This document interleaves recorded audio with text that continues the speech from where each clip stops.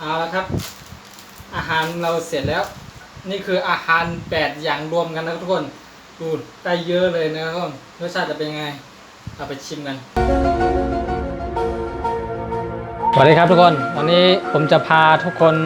ทำกับข้าวอาหารรวมมิตรกันนะครับทุกคนก็เห็นยูทูบเบอร์ต่างหลายๆคนอ่ะเขาคอลแลบกันวันนี้เรายูทูบเบอร์มือใหม่แล้วก็คอลแลบกันได้นะครับวันนี้ผมก็เรียกเพื่อนผมมาจากช่องมายูโรนะครับทุกคนไปรู้จักกันกับคนนี้เลยครับสวัสดีครับทุกคนกับผมนะครับผมวันนี้ก็ได้รับเชิญจากเพื่อนผมใจดีชั้นนะครับก็วันนี้ก็มีอาหารมีกับข้าวเรียกว่ากับข้าวรวมมิตรก็เลยก็ว่าได้นะนี่ครับเราซื้อมา8อย่างเราจะมารวมกันตรงนี้เลยซื้อมาหน้าโรงงาน8อย่างนะครับทุกคน8อย่างแล้วก็จะเอามารวมกันแล้วก็ใส่น้ำไปด้วยแล้วก็ให้มันกินได้นะทุกคนก่อนอื่นเลยผมอยากรู้ว่ารสชาติมันจะออกมาเป็นยังไงบ้างคือไม่ใช่ว่าเทใส่จานแล้วกินนะครับเหมือนเพื่อนเราต้องไปอุ่นก่อนแล้วก็ใส่น้ำเพิ่มด้วยแล้วก็ใส่เกลือใส่ชูรสอะไรเพิ่มด้วยเพราะว่าเราใส่น้ำเพิ่มแล้วไงเดี๋ยวถ้าไม่เพิ่มเกลือหรือว่าผงชูรสเดี๋ยวมันจะจืดเดี๋ยวเราลองไปดูกันนี่ไงกับข้าวเรา8อย่างนะทุกคนอันนี้มีกับอะไรบ้างเนี่ยนี่ไข่นะอันนั้นไข่เจียวคือมันจะกินได้มั้ยเนี่ยกินได้ไม่ได้ก็นี่ใส่ไว้ก่อนไอ้นี่ก่อนเดี๋ยวรอดูตอนที่ต้มเสร็จก่อนเพราะตอนนี้ก็ยังไม่รู้เหมือนกันว่ารสชาตินี่อะไรอันนั้นต้มยำไก่ต้มยำไก่รู้กินอย่างเดียวครับไม่รู้จักชื่อมันนี่ใส่เข้าไปต้มยำไก่ปกติมีเห็ดหรือเปล่าวะมีเห็ดด้วยปกติเราเนี่ยจะชอบไปกินไอ้ยำรวมมิตรที่มันมีวุ้นเส้นแล้วก็มีหมูยอมีอะไรด้วยอันนี้คะน้าหมูกรอบคะน้าหมูกรอบอันนี้ก็ถือว่าเราโชคดีนะคะน้าหมูกรอบไม่มีคะน้ามีนิดเดียวไม่ได้หมูทั้งนั้นเลยอันนี้ก็เหมือนกันใช่เหมือนกันหมูกรอบเหมือนกันคือปกติคนเราจะชอบไปกินยำรวมมิตรใช่ไหมที่มันมีวุ้นเส้นมีหมูยอมีกุ้งอะไรแต่วันนี้เราไม่ได้กินยำรวมมิตรนะกับข้าวรวมมิตรไปเลยวันนี้กับข้าวรวมมิตรนะไม่รู้ว่าจะแตกได้หรือเปล่า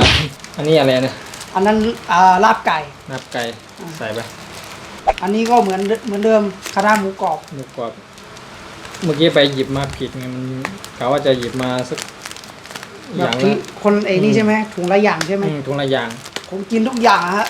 ยกเว้นขาเก้าอี้ผมไม่กินอันนี้อะไรเนี่ยอันนี้ผัดเปรี้ยวหวานหมูผัดเปรี้ยวหวานอร่อยนะนี่หมูผัดเปรี้ยวหวานจริงๆต้องมีพริกหยวกด้วยนะแต่มันอันนี้ไม่มีอันนี้ไก่แตงกวาผัดไข่มันไม่ใช่แตงกวาผัดไข่คือนี่บวกผัดไข่อันสุดท้ายต้มยำไก่ยอดมะขามอ่อนอันนี้เป็นสไตล์ของคนอีสานนะฮะเรียกได้ว่าอาหารรวมมิตรจริงๆมาจากภาคใต้ภาคเหนือมารวมกันหมดเลยโอ้โห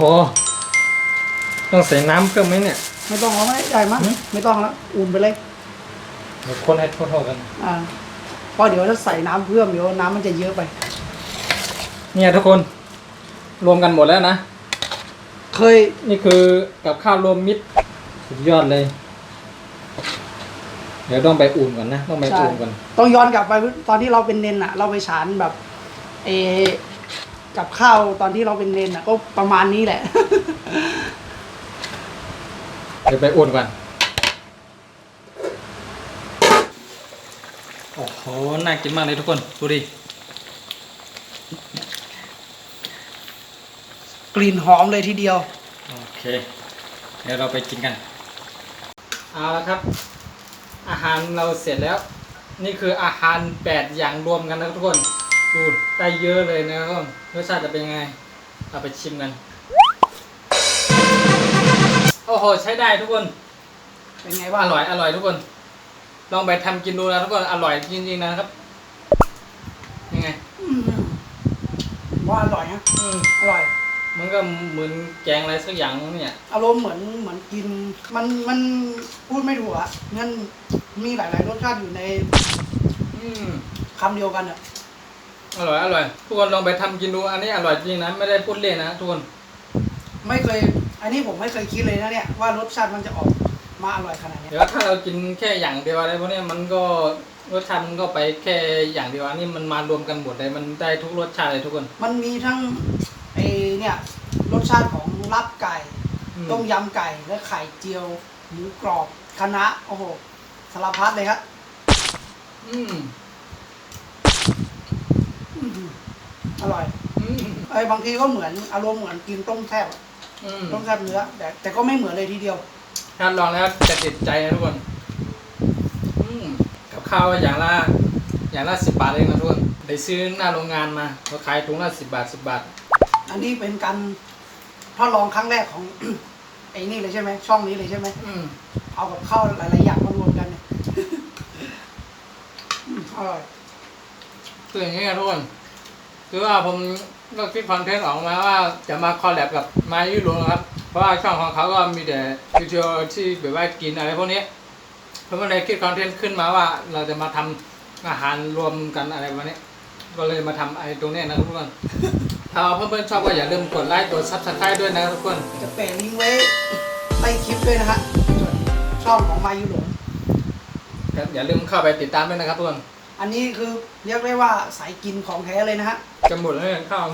ถามว่าแปลกใหม่ไหมก็แปลกนะ แต่มันแปลกในความอร่อย มันเหมือนอารมณ์เหมือน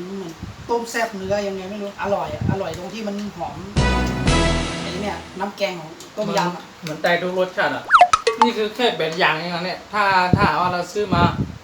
สัก10 อย่าง15 อย่าง20 อย่างอะไรพวกนี้มารวมกันยิ่งจะอร่อยกว่านี้นะ คิดว่านะ ใช่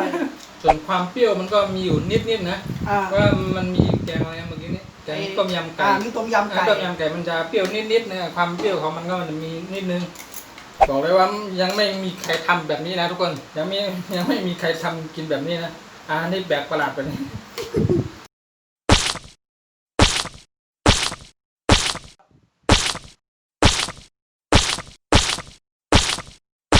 ถ้าว่าทุกคนชอบคลิปนี้ก็อย่าลืมกดไลค์กด Subscribe ด้วยนะทุกคนแล้วก็อย่าลืมเข้าไปติดตามช่องมายี่หลงด้วยนะครับทุกคน